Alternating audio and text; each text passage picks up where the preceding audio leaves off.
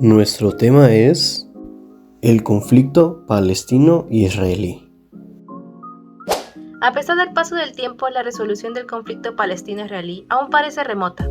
Además, muchos creen que la solución por la que ha estado apostando la comunidad internacional ya no será posible, debido al progreso de la ocupación israelí. No se han logrado avances significativos en temas como el futuro de Jerusalén, la situación de los refugiados palestinos o la delimitación de fronteras. Urrutia opina: en un conflicto caracterizado por la asimetría de poder entre los actores, Israel ha ido imponiendo una política de hechos consumados que desafía la legalidad internacional, sin encontrar obstáculos reales a sus iniciativas por parte de otros actores con capacidad de presión. Ahora hablaremos del conflicto palestino-israelí y sus inicios, y cómo el nacionalismo llevó a ello. Se trata de uno de los conflictos más políticos religiosos que ha existido y tiene orígenes en pactos y promesas que se hicieron con el Imperio Británico alrededor de la Primera Guerra Mundial.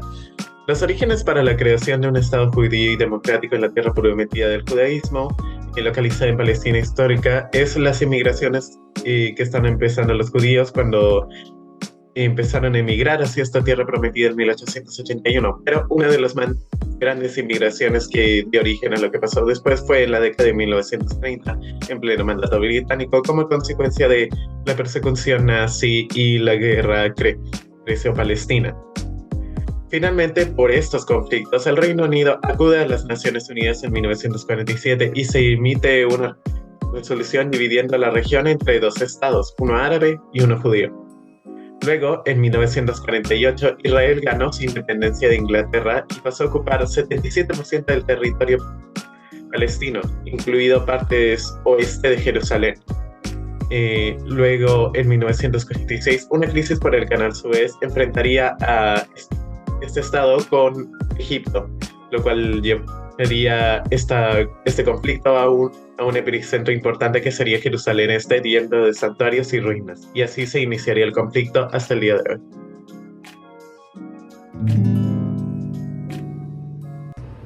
Según Edward Said, nos menciona que el conflicto palestino-israelí se da desde siglos atrás, teniendo un impacto regional e internacional. Y cómo la ONU, al intentar promover la paz entre las regiones, dio la resolución 181 en el año 1948, que se trataba más que nada de dividir a Palestina en dos estados, árabe y judío, para poder crear el Estado de Israel. La ONU también estableció la UNRWA en el año 1949, que se encargó de brindar asistencia a los refugiados palestinos durante la guerra árabe-israelí. El colonialismo de asentamiento en Palestina Israel se llevó a cabo el establecimiento y expansión de asentamientos israelíes en territorios palestinos ocupados desde 1977. Cisjordania y Jerusalén. Estos son los principales lugares donde se construyen las comunidades internacionales que han criticado esta política, considerándola ilegal, como menciona Jorge Ramos Tolosa en 2019 en su artículo. El derecho internacional y un obstáculo para la paz en la región. Los asentamientos han generado conflictos y tensiones constantes entre israelíes y palestinos, dificultando la solución pacífica del conflicto.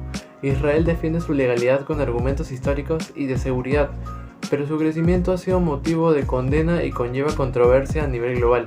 La cuestión de los asentamientos sigue siendo uno de los temas más complejos y disputados en el conflicto.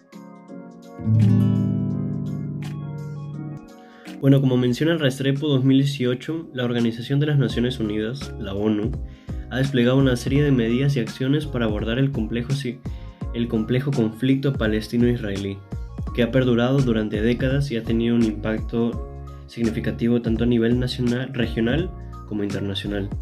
En primer lugar, la ONU ha establecido misiones de paz en la región como la Fuerza de las Naciones Unidas de Observación de la Separación, que sería la UNDOF, cuyo objetivo principal es mantener la estabilidad y la paz en las áreas disputadas. Estas misiones buscan prevenir la escalada de violencia y promover un ambiente propicio para el diálogo y la resolución pacífica de las diferencias. Además, la ONU ha respaldado iniciativas diplomáticas y facilitado el diálogo entre las partes involucradas en el conflicto. A través de mediadores internacionales, la organización ha promovido la negociación directa entre israelíes y palestinos, buscando alcanzar acuerdos que aborden las cuestiones clave, como las fronteras, los asentamientos, el estatus de Jerusalén y el derecho al retorno de los refugiados palestinos. La ONU también ha brindado apoyo humanitario y asistencia a los refugiados palestinos a través de la Agencia de las Naciones Unidas para los Refugiados de Palestina en Oriente Próximo y otras agencias relacionadas.